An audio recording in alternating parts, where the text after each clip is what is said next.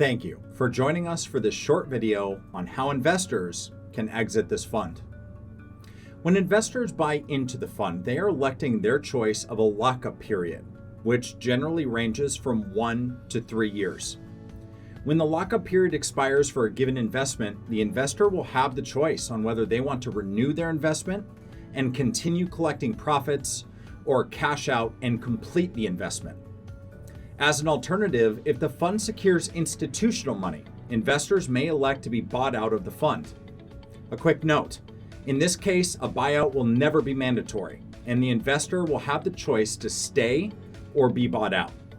This isn't likely to happen until we need to secure $250 million or more to sustain operations nationally.